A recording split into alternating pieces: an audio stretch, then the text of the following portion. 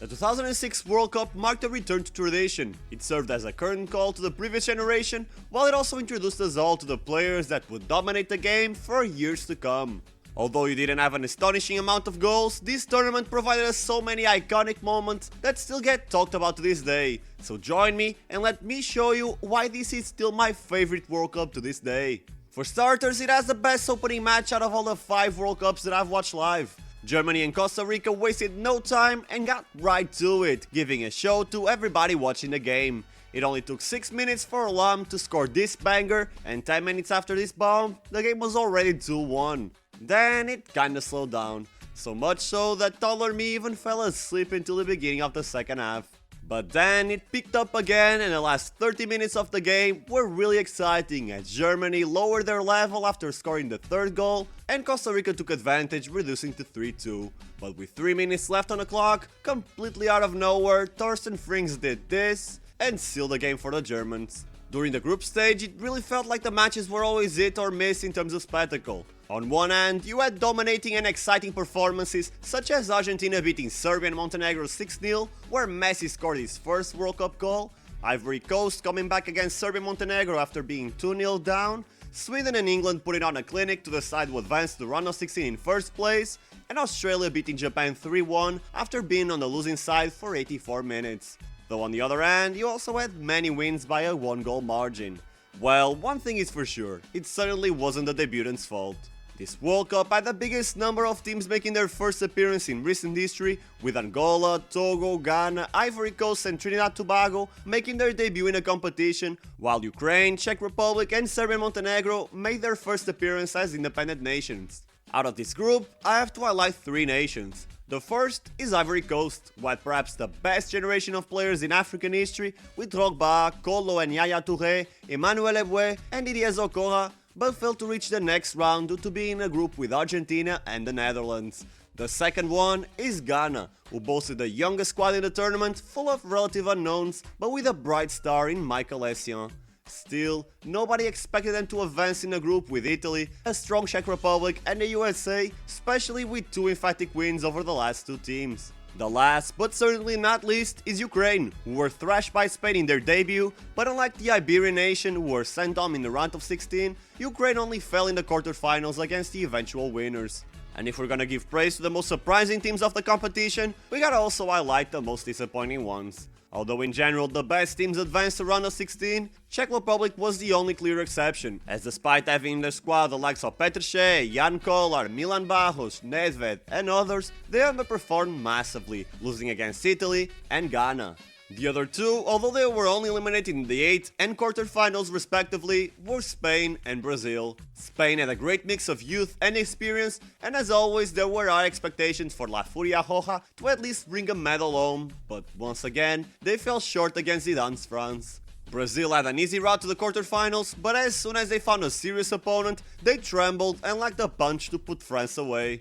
This was seen as a massive disappointment since Brazil were the clear favorites for this tournament. Although they had lost the 1998 World Cup, Brazil had been the strongest nation in the world for over 10 years, and everyone expected them to continue to hold a tight grip in international football. Instead, this World Cup will forever be marked as a catalyst to their constant failures in the upcoming editions. Then you had some of the most controversial and inexplicable moments happen during this World Cup.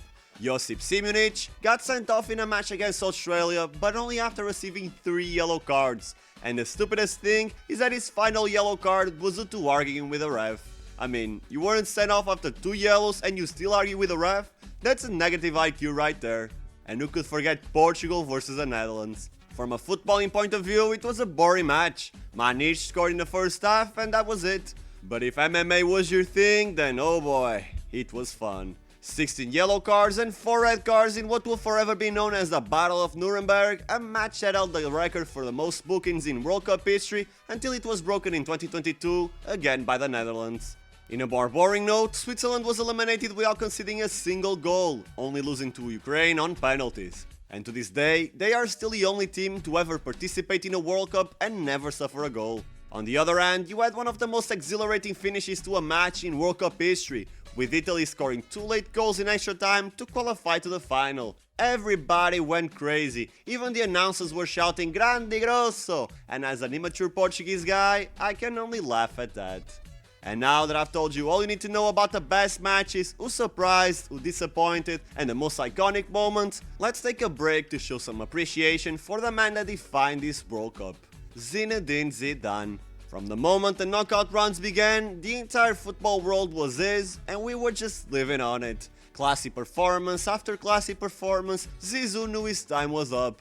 Every match could be his last, and he made sure that we all had one last memory of how legendary it truly was. He dispatched Spain, sent Brazil into the dark ages, and stopped the best Portugal team from reaching a historic final. The last obstacle between him and a perfect retirement was Italy. A team who hadn't looked demolishing and had a considerably easier route to the final, but nonetheless, it was a balanced match that most fans thought it could go either way. However, most of us don't even remember the only goals from that match, much less that they were scored by the two protagonists of that final. Zidane opened the scoring in the 7th minute, Materazzi equalized 12 minutes later. From that point on, the match turned into an elaborate game of chess, with the pressure becoming greater as the minutes passed. Until it reached a boiling point, and after what appeared to be just a normal dispute, Zidane lost his temper and sent his head deep into Materazzi's chest. And just like that, Zinedine Zidane, one of the best, if not the best footballer of the past generation, had put an end to his career. What followed was a dramatic penalty shootout to decide the winner, where Trezeguet was the only one to miss from the spot, and Italy were crowned as champions of the world. Look, I don't want to take any merit away from the Italians, but from a neutral point of view, it's hard to focus on their historic win, since the most significant thing had already happened. Not only had Zidane ended his career in the most outlandish way possible, but without knowing, we had already bid farewell to a constellation of stars that defined the mid-90s to the mid-2000s. Figo, Zidane, Nedved, Kahn, Cafu, Pauleta all bid their expected farewell, but also stars like Ronaldo, Crespo, Beckham and even Ibra would also have their last chance at World Cup glory. It was the end of an era, but just like anything in life, out with the old, in with the new. And this tournament also introduced the world to two players that would dominate football for the next 16 years, while also marking the debut of other world-class stars like Robben, Van Persie, Rooney, Modric, Villa and Iniesta. In the end, this is still my favorite World Cup, perhaps being the first World Cup that I actually watch, and the one that my country performed the best clouds my rational view. But I think we can all agree that this tournament produced moments that will live forever and that marked the end of a period and the beginning of another. The start of an European domination that only appears to be dying out now, and the clash between the Gen X footballers versus the millennials. Either way, for little young me, this World Cup would always feel like an early afternoon nap, followed by a beach sunset. What about you? What memories do you have about this World Cup? Don't forget to leave a like if you want to watch more content like this, and don't forget to subscribe so you never miss the most interesting football discussions, stories, and news. Thank you for watching until the end, I appreciate you, and I will see you soon.